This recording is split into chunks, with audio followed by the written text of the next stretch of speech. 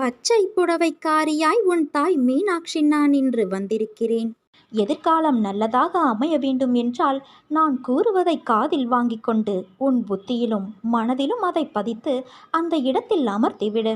இது நிச்சயம் நடக்கும். நீ என் அருளும் ஆசிர்வாதமும் அன்பை பெற்ற என் செல்ல குழந்தை. எல்லா செல்வ வளங்களையும் பெற்று மகிழ்ச்சியான வாழ்வை நீ பெறுவாய் என் குழந்தையே. என் பார்வைப்பட்ட இந்த நொடி முதலே நீ ஆசைப்படும் வாழ்க்கை உனக்கு ஆரம்பமாகும் நேரம் கூடிவிட்டது. பேரதிர்ஷ்டம் உன்னை தேடி வரப்போகிறது குழந்தையே. ஒரு பொருள் உனக்கு கிடைக்காவிட்டால் இது ஏன் உனக்கு கிடைக்கவில்லை, எதற்காக கிடைக்கவில்லை என்று யோசித்துப்பார். உன் எதிர்காலத்தை ஒப்பிட்டு யோசித்துப்பார்.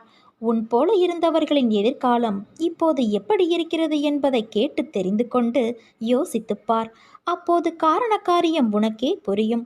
உன்னிடம் உள்ள பிரச்சனை என்ன தெரியுமா? உனக்கு தைரியம் கிடையாது, வைராக்கியம் கிடையாது. இருந்திருந்தால் உன் லட்சியத்தை நீ அடைய எப்போதோ முயற்சி செய்திருப்பாய். ஆனால் உன் தோல்வியை நினைத்து தாழ்வு மனப்பான்மை அடைந்து அதிலிருந்து தப்பிக்க பிரச்சனைகளை வளர்த்து கொண்டாய். நீ சொன்னதை நான் கேட்க வேண்டும் என்று அடம் பிடிக்கிறாயல்லவா? நான் சொல்வதையும் நீ கொஞ்சம் கேட்க வேண்டும் தானே? உன் எதிர்காலம் நன்றாக இருந்தால்தான் எனக்கு பெருமை. நீ வாழ்வாங்கு வாழ வேண்டும். நிச்சயம் வாழ்வாய். என் மனம் உனக்கு புரியும் என்று நான் நினைக்கின்றேன். என்னுடைய மனதை போட்டு குழப்பும் பிரச்சனை விரைவில் சரியாகிவிடும் என்று மட்டும் ஆழமாக மனதில் சொல்லிவிட்டு வேலையை பார். விரைவில் அதிசயம் நடக்கும். ஏற்பட போகும் அதிசயங்களுக்கு நன்றி என்று மட்டும் ஆழமாக மனதில் சொல்லிக்கொண்டே இருந்தால் போதும். அது எப்படி சரியாகும் வழிகளை பற்றியெல்லாம் நீ ஆராயக்கூடாது. நமக்கு ஒரு சில வழிகள்தான் தெரியும். ஆனால் பிரபஞ்சத்திற்கு 1000 வழிகள் இருக்கும். அதை எப்படியும் சரி செய்துவிடும். நம் வார்த்தைகள், எண்ணங்கள் பிரபஞ்சத்திற்கு கட்டளைகளாக அனுப்பப்பட்டு எல்லாவற்றையும் விரைவில் சரி செய்துவிடும். நம்மை சுற்றி எதிராக நடப்பதை பற்றி கவலைப்பட வேண்டாம். நமக்கு எதிராக எத்தனை பேர் செயல்படுகிறார்கள் என்பதை பற்றி பொருட்படுத்த வேண்டாம். பயம், குழப்பங்கள் வரும்போது பதட்டமில்லாமல் ஆழ்ந்த அமைதியாக இருக்க கற்றுக்கொள். நான் நம்பிக்கையாக இருக்கிறேன். விரைவில் அதிசயம் நடக்கும். ஏற்பட போகும் எல்லா அதிசயங்களுக்கும் நன்றி, பிரபஞ்சத்திற்கு நன்றி என்று மட்டும் ஆழமாக மனதில் சொல்லிக்கொண்டே இரு. நிறுத்தாமல் சொல்லிக்கொண்டே இரு. நம் வார்த்தைகள், சந்தோஷமான நம்பிக்கையான உணர்வுகள், எண்ணங்கள் போதும். எல்லாவற்றையும் சரி செய்துவிடலாம். நமது நேர்மறையான சக்தி இந்த பிரபஞ்சத்தை காட்டிலும் சக்தி வாய்ந்தது என்பதை மட்டும் உணர்ந்துவிடு. விதைத்தவன் தூங்கி விடுவான், ஆனால் விதை தூங்காது. எண்ணியவன் தூங்கி விடுவான், ஆனால் எண்ணம் தூங்காது. உன் மனதில் குதர்க்கமான எண்ணங்கள் எழுந்தால் அதை விட்டுவிடு. அதை பெரிதாக எடுக்காதே. மனமும் புத்தியும் நமக்கு பாதி நண்பன், பாதி எதிரி. அதனால் அவற்றை என் பாதத்தில் வைத்துவிடு குழந்தையே. நான் பார்த்து கொள்கிறேன். நிறை குறை என எல்லோரிடமும் உண்டு. அதை திருத்த முயற்சி செய். இப்படி குறையோடு இருக்கிறோமே என்று வருத்தப்படாதே. நான் என்றும் உன்னோடு இருப்பேன். யார் என்னுடைய பக்தன் தெரியுமா? யாரையும் வெறுக்காதவன், அனைவரிடமும் நட்பு பூண்டவன், எல்லாவற்றிடமும் கருணை உடையவன், அகங்காரம் விட்டவன், இன்பத்தையும் துன்பத்தையும் சமமாக கருதுபவன், பொறுமை உடையவன், எப்போதும் திருப்தியுற்றவன், எப்போதும் யோகத்தில் நிலை பெற்று செயல்புரிபவன், தன்னை கட்டுப்படுத்தியவன், திட சங்கல்பமுடையவன், மனதையும் புத்தியையும் என்னிடம் அர்ப்பணம் செய்தவன். யார் பிறரை துன்புறுத்துவது இல்லையோ, யாரை பிறரால் துன்புறுத்த முடியாதோ, யார் மகிழ்ச்சி, கோபம், பயம், மனக்கிளர்ச்சி இவற்றிலிருந்து விடுபட்டவனோ இத்தகையவனே எனக்கு பிரியமானவன். எதையும் சார்ந்திருக்காதவன், தூயவன், சுறுசுறுப்பு உடையவன், துன்பமோ இன்பமோ எது வந்தாலும் பொருட்படுத்தாதவன், எப்போதும் துயரப்படாதவன், தனக்கான எல்லா முயற்சிகளையும் விட்டவன், புகழ்ச்சி இகழ்ச்சியை சமமாக கொள்பவன், அமைதியாக இருப்பவன், ஆழ்ந்த சிந்தனையுடையவன், சிறிதே கிடைத்தாலும் அதில் திருப்தி கொள்பவன், உலகே தன் வீடாக இருப்பதால் தனக்கென்று வீடு இல்லாதவன், தன் கொள்கையில் உறுதி படைத்தவன். இத்தகையவன்தான் என் பக்தன். நிச்சயம் உன்னை நான் கரை சேர்ப்பேன். நானே கதி என்று இருக்கும் உன்னை எப்படி பாதையில் விடுவேன்? இன்னும் சிறிது காலத்தில் நீ எதிர்பார்த்தது உன் கையில் வந்து சேரும். நீ கவலைப்படாதே. நான் உன் முன்னேதான் அமர்ந்து கொண்டே இருக்கிறேன். உன் கோரிக்கைகளை கேட்டுக்கொண்டே இருக்கின்றேன். ஆனால் நீயோ, அப்பா எனக்கு நிம்மதி இல்லை, சரியாக சாப்பிட முடியவில்லை, கழுத்தை நெரிக்கும் கடன்கள் எனக்கு நிறைய இருக்கிறது, எனக்கு நிறைய பணம் வேண்டும், நீங்கள்தான் கிடைக்க வழி செய்ய வேண்டும், சொல்லுங்கள் என்று கூறுகிறாய். இதுதானே உன் கோரிக்கை? உனக்கு செய்யாமல் வேறு யாருக்கு நான் செய்ய போகிறேன்? ஆனால் வருவதற்கு முன்பு உனக்குள் இருக்கும் அகங்காரங்கள், அகந்தைகள், மமதைகள், ஆசைகள் இவை அனைத்தையும் தீ வைத்து எரித்து விட்டு வா. அஞ்ஞானத்தால் கட்டப்பட்டு தவித்து கொண்டு இருக்கிறாய். அதற்காக என்னை பரீட்சித்து பார்க்கிறாயா? நான் பாரபட்சமின்றி செய்பவன். யாருக்கும் பேதம் பிரித்து பார்க்க மாட்டேன். அனைவரும் என் பிள்ளைகள். உன் கர்ம பலன்கள் இப்படி உன்னை பேச வைக்கிறது. அது உன் தவறு இல்லை. ஆசைகளை தவிர்த்து விடு. உன்னை தேடி அனைத்தும் வந்து நிற்கும். நம்பிக்கை வேண்டும். தைரியமாக எப்படி வாங்க முற்படுகிறாயோ அதை அடைப்பதற்கும் நான் வழி செய்வேன். உன்னை ஒருபோதும் கைவிட மாட்டேன். என் தங்கமே, கடல் அலை போல 1000 துன்பங்கள் எனக்கு வந்தாலும் என் அன்னை என்னை கரை சேர்ப்பார் என்ற நம்பிக்கையோடு நீ இருக்கிறாயல்லவா? உன்னை நான் எப்படி கைவிடுவேன்? அதற்காகத்தான் இந்த சங்கு பூவோடு உன்னை நான் காண்பதற்கு வந்திருக்கின்றேன். இந்த சங்கு பூவை தொட்டு உன் மனதில் உள்ள குறைகளை என்னிடம் சொல். அதை நிவர்த்தி செய்ய வேண்டியது உன் அன்னையான என்னுடைய முழுமையான பொறுப்பு. நீ இன்னும் உன் இழப்பை நினைத்தே வருந்தி கொண்டே இருக்கிறாயே. உன் இழப்பு என்பது மிக பெரியதுதான். ஆனால் அதற்காக அதையே நினைத்து கொண்டு இருந்தால் எல்லாம் சரியாகிவிடுமா?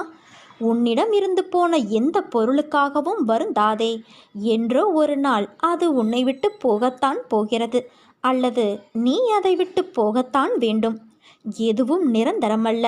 ராஜாக்கள் கூலிகளாக ஆவதும் கூலிகள் ராஜாக்கள் ஆவதும் உலக இயல்பு. எது உன்னிடமிருந்து பறிக்கப்பட்டதோ அதை போல 1000 மடங்கு உனக்கு கிடைக்கும்.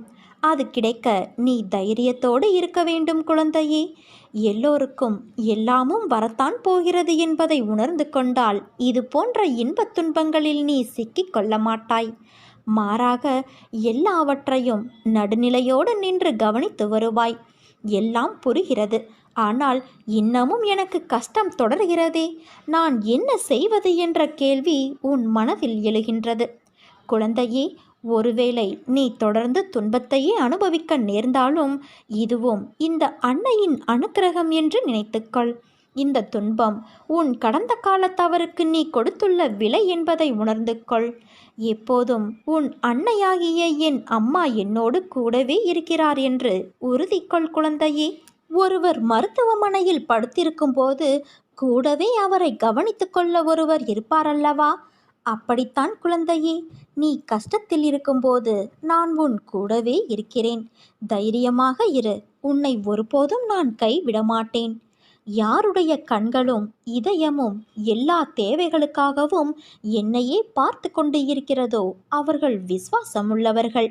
எதிர்மறை எண்ணங்களால் பாதிக்கப்படாமல் அன்னை எனக்காக எல்லாவற்றையும் செய்து முடிப்பார் என திடமாக நம்புகிறவர்கள்தான் விசுவாசமுள்ளவர். என்னால் முடியாது, நீங்கள் பார்த்து கொள்ளுங்கள் என்று சர்வ சாதாரணமாக சொல்லிவிட்டு தன் வழியே சஞ்சலமில்லாமல் இருக்கிறவர், திட நம்பிக்கை கொண்ட இத்தகையவர் நினைத்தது நடக்கும். வெள்ளக்கட்டியின் இனிமையை விரும்பும் எறும்பு மண்டையே உடைந்து போனாலும் அதை விடவே விடாது. என் பாதங்களில் உங்களுடைய சரணாகதியும் அதே போலவே இருக்க வேண்டும். கிருபை செய்து நான் உங்களை பாதுகாப்பேன். உன்னை ஏமாற்றியவர்களிடம் ஒன்றை மட்டும் சொல்லிவிட்டு நீ விலகிவிடு. இன்று எனக்கு, நாளை உனக்கு என்று. வாழ்க்கை என்பது நீ நினைக்கும் அளவுக்கோ பயப்படும் அளவுக்கோ அல்லது குழப்பம் நிறைந்ததாய் இருக்கக்கூடியது அல்ல. யதார்த்தத்தை புரிந்து கொண்டால் அதுவே உன் வாழ்க்கைக்கு மிகச்சிறந்த வழி. எது வந்தால் என்ன? நம் வாழ்க்கை என்பது ஆண்டவனால் கொடுக்கப்பட்டது. எதுவும் நிரந்தரமல்ல. கஷ்டங்களோ சந்தோஷங்களோ எல்லாம் ஒரு நாள் வந்த வழி எதுவோ அதே வழியில் திரும்பத்தான் செய்யும். உன்னை எதிர்மறையாக்கும் எந்த ஒரு நிகழ்வுக்கும் நேர்மறையாய் மட்டுமே உன்னை நீ வெளிப்படுத்து. அப்போது உன்னுள் தோன்றும் மன அமைதி, தன்னம்பிக்கை, உனக்கு கொடுக்கும் உத்வேகம் வேறு எந்த விஷயத்திலும் கிடைக்காத ஒரு மன நிறைவை கொடுக்கும். பட்டம் வானத்தில் பறக்கலாம் நூலின் உதவியால். ஆனால் காற்றால் மட்டுமே அதை வழி நடத்த முடியும். நூலின்றி பட்டம் இல்லை. காற்று இல்லை என்பதை சொல்ல முடியாது. அது இல்லாதது என்ற ஒரு விஷயமும் கிடையாது. அதனால் உன் வாழ்க்கையில் நடப்பவையெல்லாம் நூல் போலத்தான். அதை தாண்டி உன் அன்னை உன்னிடம் சொல்வது காற்றைப் போல இரு என்றுதான். உன்னை அரவணைக்க யாரும் இல்லை என்று வருந்தாதே. உயிருக்கு உயிராய் உன்னை நான் பாதுகாக்கின்றேன். அதனால் நீ எதற்கும் பயப்படாதே, கலங்காதே. உன்னில் நிச்சயம் வெற்றி என்ற தீபத்தை உன் அன்னையான நான் ஏற்றுவேன். நீண்ட கால போராட்டத்திற்கு நிறைவு காலம் வந்து விட்டது. உன் தியாகத்திற்கான பலனை இனி நீ தாராளமாக அனுபவிக்கப் போகிறாய். கண்ணீரோடு காத்திருந்த நீ இனி மன நிம்மதியோடு மகிழ்ச்சியாக வாழப்போகிறாய் குழந்தையே. சில தருணம் உன் கண்களிலிருந்து வழியும் நீர் எதற்கு என காரணங்களும் அர்த்தங்களும் உனக்கே தெரிவது இல்லை. மனதில் ஒரு சுமை, வலி, நீ செய்த எதிர்மறை தெரிந்தும் தெரியாமலும் அவை உன் மனதை ஒவ்வொரு நிமிடமும் சுடுகின்றது. அதை தாங்க முடியாமல் உன் மனம் தவிக்கின்றது. உன் தவறுகளுக்கு மன்னிப்பும் அதை நீ உணர்ந்து மாற வேண்டும் என்ற எண்ணம். உன்னிடத்தில் தன்னம்பிக்கை இருந்தாலும் சில நேரம் புயலாய், மழையாய், இடியாய் சில நிகழ்வுகள் வருவதும் போவதும் ரணத்திற்கு மேல் ரணங்களை உணர வைக்கின்றது. நிம்மதி என்ற சொல்லை கூட மறந்து போகும் நிலை உனக்கு. முதலில் உன் கடந்த காலத்தை தீயில் போட்டு எரித்துக்கொள். எதிர்காலத்தை காற்று போகும் வழியில் ஒப்படைத்து உன் நிகழ்கால தருணங்களை கவனித்து செயல்படு. எல்லாம் நன்மைக்கே என் அன்னை செய்வார் என்ற உனக்கு உன் உடம்பையும் உன் உள்ளத்தையும் ரணப்படுத்தும் விஷயங்களை விரட்டியடித்து நான் அளிப்பேன். இது என் சத்திய வாக்கு. என் வார்த்தையை உயிர் மூச்சாய் எடுத்து அதை கடைபிடித்து நடக்கும் உனக்கு எல்லாம் நல்லதே நடக்கும். என் தங்கமே, நீ செய்யும் எந்த ஒரு காரியத்திலும் பிடிப்பும் நம்பிக்கையும் இல்லாமல் செய்யாதே. நம்பிக்கையின்றி மனம் ஒப்பாமல் நீ செய்யும் செயல் எதுவானாலும் அது நிறைவேறுவது கடினம். தொடர் தோல்விகளாலும் ஏமாற்றங்களாலும் நீ எதையும் நம்ப மறுக்கின்றாய். அதற்காக நீ செய்யும் செயல்களையே நம்பாமல் செய்தால் எப்படி? என் பிள்ளைகளை என்றும் கவலைப்பட்டு கொண்டே இருக்க நான் விட்டு விடுவேனா? உன்னோடு உன் அன்னையான நான் இருக்கிறேன். நீ நம்பிக்கையோடு இரு. உன்னை நான் கைவிடவே மாட்டேன். நீ சந்தேகமோ கேள்வியோ இல்லாமல் நமக்கு எது சிறந்ததோ அது நிச்சயம் நம்மை வந்து சேரும் என்ற எண்ணத்தை வளர்த்து கொள்ள வேண்டும். உலக அனுபவங்களை எடுத்துப்பார். இந்த எண்ணம் உள்ளவர்களே வாழ்க்கையில் வெற்றி பெற்று இருப்பார்கள். அதைத்தான் உன் அன்னையான நான் உன்னையும் பின்பற்ற சொல்கிறேன். நீ உன்னுடைய துன்பமான காலங்களை கூட புன்னகையோடும் தளராத நம்பிக்கையோடும் எதிர்கொண்டு பார். உன்னுடைய தடைகள் அனைத்தும் வெற்றிப்படிகளாக மாறும். அதை பின்பற்றுவது சிறிது கடினமான ஒன்றுதான். ஆனால் அதை முயன்று பார்.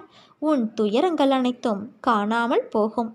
என்னை மீறி இங்கு எதுவும் நடக்காது என் குழந்தையே. உன் நிழலாக என்றும் உனக்காக உன் அன்னையான நான் இருக்கிறேன். என் வார்த்தைகள் மீது நம்பிக்கை வைத்து செயல்பட சகல சௌபாக்கியங்களும் பெற்று நீ சீரும் சிறப்புமாய் வாழ்வாய். என்ன செய்வது? சில நேரங்களில் சில காயங்களால் தான் உன்னை நேர்த்திப்படுத்த முடியும். தவறு இல்லை, ஏற்றுக்கொள். உன்னை பலப்படுத்தி பக்குவமாக்கி போலி முகத்திரையை அடையாளம் காட்டிடத்தான் இந்த வலியும் வேதனையும். நான் உன்னோடு எப்போதும் எங்கும் இருப்பேன். நீ பயத்தை விடு. நீ என்னை சார்ந்தவன், என்னை மட்டுமே சார்ந்தவன். ஒவ்வொரு அடியிலும் நான் உன்னை கவனித்து கொள்ள வேண்டியிருக்கிறது. உனக்கு என்ன நேரும் என்பதை நான் மட்டுமே அறிவேன்.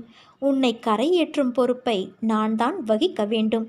என்னை விட்டால் உனக்கு வேறு யார் இருக்கிறார் சொல்? உனக்கு துன்பம் கொடுக்க யார் முயற்சித்தாலும் உனக்கு இன்பம் கொடுக்கவே நான் உனக்குள் வந்திருக்கிறேன். உன்னுடைய இன்பத்திற்கு ஒரு நல்ல தொடக்கமாக அமையப் போகிறது. துன்பத்திற்கு ஒரு முற்றுப்புள்ளியை நீ நேற்றே வைத்துவிட்டாய். கர்ம வினைகளை ஒருபுறம் சரி செய்து கொண்டே செய்யும் கடமைகளில் நீ வெற்றியும் பெறப்போகிறாய். நிச்சயம் மாற்றம் வரும் நாட்களில் தென்படும். வாழ்க்கையில் நீ பயணிக்கின்ற தூரம் எவ்வளவு என்று பார்க்காதே. களைப்பு வந்துவிடும் அல்லது பெருமிதம் வந்துவிடும். தூரங்களில் நீ எவ்வளவு கற்று தேர்ந்துள்ளாய் என்பதை கவனி. உன்னிடம் அதை நீ செய்முறைப்படுத்துகிறாயா என்று யோசி. அந்த நடைமுறையில் நீ கடந்த பயணங்கள் உன்னை நேர்மறையில் மாற்றியதும் உனக்கு பக்குவத்தை ஏற்படுத்திய விஷயங்களில் உன் எண்ணங்களை வரும் காலத்தில் அதே பயின்ற பக்குவத்தில் நீ செயல்படுவாயா என்று உன்னிடம் நீயே கேட்டுப்பார். இவற்றில் உனக்கு பதில் கிடைத்தால் நீ நிச்சயம் வெற்றி பயணத்தை நோக்கி நகர்கிறாய் என்று அர்த்தம். உன்னில் நான் இருக்கிறேன் என்பதை திடமாக நம்பு என் குழந்தையே. நிச்சயம் உன்னை நான் உயர்த்தி வாழ வைப்பேன். நீ உன் உள் மனதில் வைத்து கதறுகின்ற விஷயம் எனக்கு தெரியாது என்று எப்படி நினைத்தாய்? நிச்சயம் அதிலிருந்து உனக்கு நான் விடுதலை அளிப்பேன். எல்லோரும் வாழ்க்கையில் முன்னேற்றத்தை எளிதாய் பெறுவது கிடையாது. அதற்கு நிறைய விஷயங்களில் நீ முயற்சிக்க வேண்டும், உழைக்க வேண்டும். உழைப்பும் நேர்மையும் தற்காலிகமாக காயப்படுத்தும். ஆனால் ஒரு நாள் நிச்சயம் நீ கிரீடம் எய்துவாய் குழந்தையே.